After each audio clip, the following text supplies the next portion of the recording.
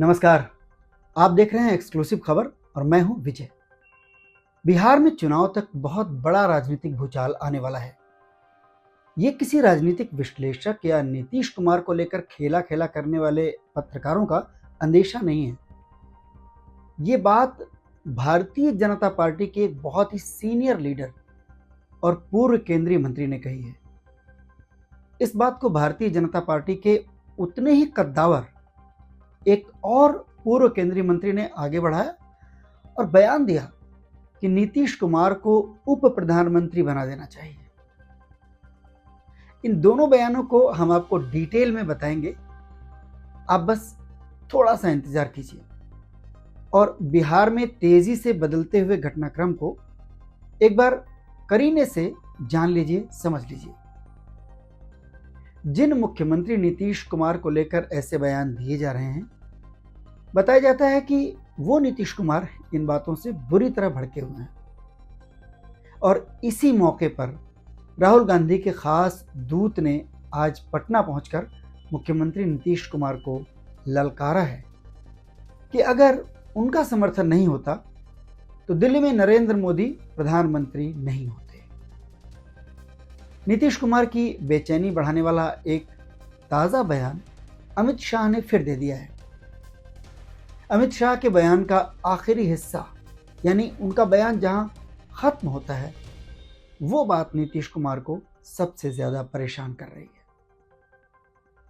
4 महीने पहले भी अमित शाह ने एक बड़े टीवी चैनल के इंटरव्यू में एंकर के सवाल का जवाब देते हुए नीतीश कुमार को भरोसा दिया था कि बिहार चुनाव में एनडीए की अगुवाई वही करेंगे। लेकिन एंकर ने जैसे ही भावी मुख्यमंत्री का सवाल किया तो नीतीश कुमार की आशंका अमित शाह की जुबानी सामने आ गई। एंकर के सवाल के जवाब में अमित शाह ने कह दिया कि मुख्यमंत्री का फैसला नतीजों के आधार पर एनडीए की मीटिंग में होगा। अब आप समझ सकते हैं इस बयान का मतलब। इस बात पर भी नीतीश कुमार खफा बताए गए थे। अब एक बार फिर एक इंटरव्यू में अमित शाह ने नीतीश के अगुवाई करने की बात तो दोहराई, लेकिन पिछली बार की गलती नहीं दोहराई। एंकर ने मुख्यमंत्री वाला सवाल ही नहीं पूछा। यह बात भी नीतीश कुमार की आशंका को बढ़ा रही है उनके सामने, और नीतीश ही क्या, आप सबके सामने भी। महाराष्ट्र में एकनाथ शिंदे का ताजा उदाहरण है। यानी नीतीश कुमार का हर डर जो है वो बेमानी नहीं है। उस पर से बीजेपी के वरिष्ठ नेताओं का बयान जो सीधा बीजेपी का मुख्यमंत्री बनने का इशारा करते हैं। बंद कमरे में अगर दिल्ली ने नीतीश कुमार को कोई वचन दिया भी है तो उनका भरोसा भी नीतीश भला किस दम पर करें, क्योंकि एक कड़वी हकीकत उद्धव ठाकरे के रूप में भी सामने है।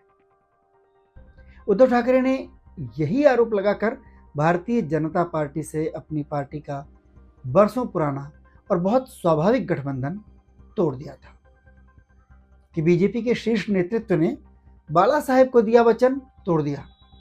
यानी नीतीश कुमार का डर बेमानी नहीं है, उस पर से बीजेपी के वरिष्ठ नेताओं के बयान जो सीधा बीजेपी का मुख्यमंत्री बनने का इशारा करते हैं।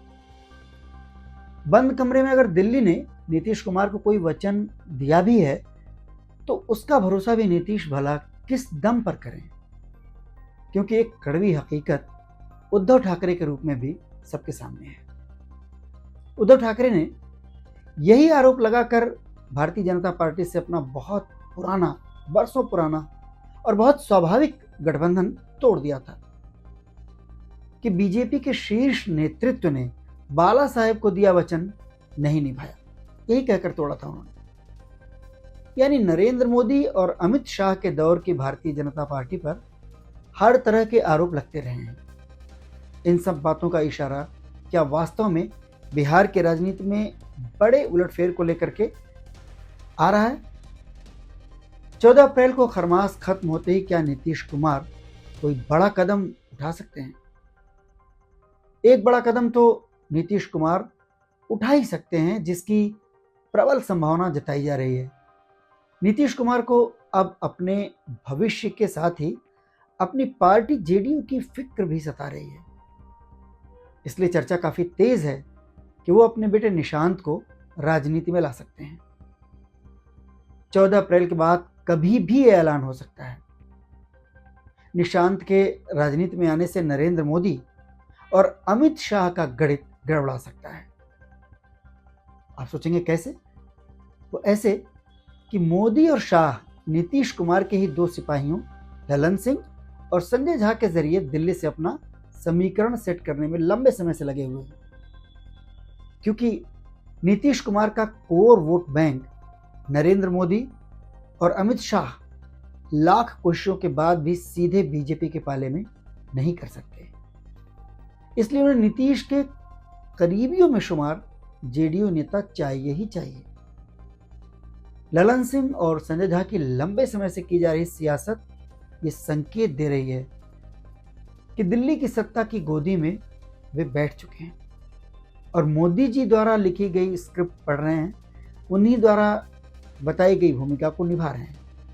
ऐसे में अगर निशांत कुमार राजनीति में आ जाते हैं तो पिता की राजनीतिक विरासत के वो स्वाभाविक उत्तराधिकारी बन जाएंगे और तब दिल्ली का सारा गणित बिगड़ सकता है। इससे निपटने के लिए ही शायद 2 खबरें और दिल्ली से पटना तक तैर रही हैं और उन्हीं खबरों के इर्द गिर्द बीजेपी के पूर्व केंद्रीय मंत्री अश्विनी चौबे का बयान नजर आता है। अश्विनी चौबे ने एक दिन पहले ही गुरुवार को यह कहा कि वो नीतीश कुमार को दिवंगत बाबू जगजीवन राम के बाद बिहार से दूसरे उप प्रधानमंत्री के रूप में देखना चाहते हैं। चौबे जी इसे अपनी व्यक्तिगत इच्छा और अपनी व्यक्तिगत राय बता रहे हैं, लेकिन नरेंद्र मोदी और अमित शाह की बीजेपी में क्या ऐसा संभव है कि कोई नेता अपनी राय सार्वजनिक तौर पर जाहिर कर दे, वो भी प्रधानमंत्री से जुड़े विशेषाधिकार के मुद्दे पर, और वो भी अमित शाह और नरेंद्र मोदी के बीच किसी और को बिठाने की बात? ये असंभव से भी असंभव लगती है बात। जेडीयू ने इस बात को तवज्जो के काबिल नहीं समझा और कहा कि बिहार में एनडीए के नेता हैं नीतीश कुमार, जो नई सरकार में भी मुख्यमंत्री ही रहेंगे। इसी बात से जुड़ी एक और खबर भी तैर रही है और वो है एनडीए में सीट बंटवारे का करीब करीब तय हो जाना, जिसमें नीतीश बाबू को बड़ा भाई मानते हुए सबसे ज्यादा सीटें दी गई बताई जाती हैं। इस गंभीर मुद्दे पर हम किसी और वीडियो में विस्तार से बात करेंगे और इसके पीछे का पूरा खेल भी समझेंगे। लेकिन अभी इस सीट बंटवारे में जेडीयू को सबसे ज्यादा सीटें देने की खबर और नीतीश कुमार को उप प्रधानमंत्री बनाने का बयान जो इशारा करता है, उसे समझने की कोशिश करते हैं। क्या नीतीश के बेटे के आने की चर्चा के बाद दिल्ली नए सिरे से समीकरण साधने की जुगत में है? कहीं ऐसा तो नहीं कि नीतीश को दिल्ली लाकर और निशांत को उप मुख्यमंत्री बनाकर बीजेपी उनके कोर वोट बैंक को भी साध कर रखना चाहती हो और लगे हाथ बिहार में अपना मुख्यमंत्री भी बिठा ले? क्या ये दिल्ली का नया दांव हो सकता है? भारतीय जनता पार्टी के बहुत सीनियर लीडर हुकुमदेव नारायण यादव ने एक चैनल के इंटरव्यू में पत्रकार से जो कहा वो हम आपको बताते हैं। क्योंकि कुछ नियम कायदे हैं जिनकी वजह से हम वो बात आपको सीधे दिखा और सुना नहीं सकते, लेकिन बात बिहार के संदर्भ की है और बहुत अहम है, इसलिए वो बात आपके लिए जानना भी जरूरी है। बीजेपी नेता का कहना है कि मुझे अपनी इतने दिनों की राजनीतिक अंतर्दृष्टि से लगता है कि इस बार चुनाव आते आते एक ऐसा राजनीतिक भूचाल आने वाला है जिसकी कोई कल्पना नहीं कर सकता है। लेकिन मैं देख रहा हूं और सब कुछ पलट जाएगा। अगर वो भूचाल आता है तो कहीं मेरी दृष्टि से जब सब पलट जाएगा तो भाजपा एकदम चमक कर ऊपर आएगी, सूरज की तरह। अगर मेरी कल्पना के मुताबिक हुआ तो बहुत कुछ होगा। और आखिर में वो रिपोर्टर के सवाल के जवाब में कहते हैं कि भाजपा का सीएम भी बन सकता है। हुकुमदेव नारायण 5 बार सांसद रह चुके हैं और उसी मधुबनी की नुमाइंदगी करते हैं जहां 24 अप्रैल को प्रधानमंत्री जाने वाले हैं। केंद्रीय मंत्री भी रह चुके हैं। उनके जोशीले भाषण मोदी जी को बहुत पसंद हैं और उन्हें उत्कृष्ट सांसद का सम्मान भी दिया जा चुका है। फिर तो हम यही मानकर चलेंगे कि बीजेपी के ऐसे महारथी की अंतर्दृष्टि ठीक ही देख रही होगी। बिहार में जब बीजेपी खेमे की ओर से इतनी उठापटक चल रही है और वो सब कुछ नीतीश कुमार को लेकर ही चल रही है, तो भला नीतीश कुमार खामोश कैसे रह सकते हैं? लेकिन खामोशी ही नीतीश कुमार की राजनीतिक शैली है। वो सही वक्त पर कदम उठाते हैं और ज़रूर उठाते हैं, फिर चाहे उन्हें लोग पलटू राम ही क्यों ना कहें। सीट बंटवारे की तैरती हुई खबरें भी नीतीश कुमार के कानों तक पहुंच ही रही होंगी। बड़े भाई के तौर पर जितनी सीटें जेडीयू को दिए जाने की चर्चा है, उतनी सीट तो नीतीश बाबू भतीजे तेजस्वी से भी ले सकते हैं। तेजस्वी के साथ नीतीश का अपना स्ट्राइक रेट और विधानसभा में करीब 2/3 सीट की संभावना भी ज्यादा है। सबसे बड़ी बात यह कि बेशक तेजस्वी यादव अब खुद मुख्यमंत्री बनना चाहते हैं, लेकिन बीजेपी को सत्ता से दूर रखने के लिए वो चचा को एक और मौका खुशी खुशी दे सकते हैं। ये बात तो बहुत साफ है और सब लोग समझते हैं। वैसे भी पिछले 25 साल से लालू यादव और नीतीश कुमार की राजनीति ने ही बीजेपी और कांग्रेस को भी सत्ता की मुख्यधारा से दूर रखा है, और इस बार भी ये दोनों मिलकर नरेंद्र मोदी और अमित शाह के हर मंसूबे पर पानी फेर सकते हैं। इस बात का डर मोदी और शाह को भी है। सीट बंटवारे और ज्यादा सीटें जेडीयू को देने की खबरों के पीछे एक रणनीति ये भी हो सकती है कि नीतीश कुमार को भरमाए रखा जाए ताकि वो पाला बदलने के बारे में सोचे ही नहीं। लेकिन नीतीश कुमार के दिल और दिमाग में बीजेपी की हर चाल की हलचल तो जरूर होगी। इसलिए इस मौके पर नीतीश कुमार की अंतरात्मा को झकझोरने के लिए आज राहुल गांधी के खास दूत भी पटना पहुंच गए। राहुल गांधी के ये दूत हैं सचिन पायलट, जो कांग्रेस की पलायन रोको नौकरी दो यात्रा के समापन पर पटना पहुंचे थे। उन्होंने नीतीश कुमार को ललकारा और इस बात का एहसास कराने की कोशिश भी की कि उनकी बदौलत ही मोदी सरकार चल रही है।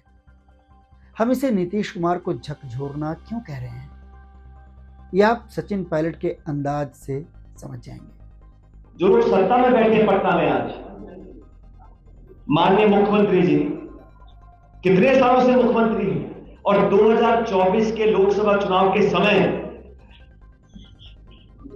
अगर आपको मोदी जी को समर्थन देना ही था, क्योंकि आपके समर्थन से भी सरकार बनी है दिल्ली में, नीतीश कुमार जी को अगर मोदी जी को समर्थन देना ही था तो बिहार के नौजवानों के लिए 10-20 लाख नौकरी मांग लेते, हमें बुरा नहीं लगता। अगर समर्थन की कीमत बिहार के नौजवान का भविष्य होता तो हम भी कहते आप जाइए, कोई बात नहीं। जो भाजपा 400 पार का नारा देकर लोगों को भ्रमित कर रही थी चुनाव प्रचार में, संविधान की मूल भावना से खिलवाड़ करने की घोषणा करती थी मंच पे खड़े होकर, जनता ने सबक सिखाया और 240 पे लाकर टिक दिया। उसके बाद नीतीश कुमार जी के समर्थन से सरकार का निर्माण हुआ। कांग्रेस पूरी ताकत से बिहार में खुद को मजबूत करने में लगी है। 20 साल की नीतीश कुमार की सत्ता और केंद्र में 11 साल की नरेंद्र मोदी की सत्ता को लेकर एंटी इनकम्बेंसी का फायदा तेजस्वी अपने खाते में खुद ब खुद मानते हैं और वो स्वाभाविक भी है। लेकिन नीतीश कुमार बिहार की राजनीति में ऐसे मोड़ पर खड़े हैं जहां किसी भी बड़े बदलाव में भूमिका उन्हीं की सबसे अहम है। अब देखते हैं कि नीतीश कुमार बिहार की राजनीति को कैसा मोड़ देते हैं। 25 साल से वो और लालू यादव जो राजनीति कर रहे हैं उसे एक नया रास्ता मिलेगा या फिर उस नए मोड़ से 25 साल की राजनीति ध्वस्त हो जाएगी। वक्त गुजरने के साथ ही तमाम बातें साफ होती चली जाएगी। बहरहाल आपसे विदा लेते हुए हम अपना आग्रह दोहरा रहे हैं, एक्सक्लूसिव खबर चैनल को आपके सहयोग की ज़रूरत है। सब्सक्राइब, लाइक और शेयर करके आप हमारी बड़ी मदद कर सकते हैं। बहुत बहुत धन्यवाद।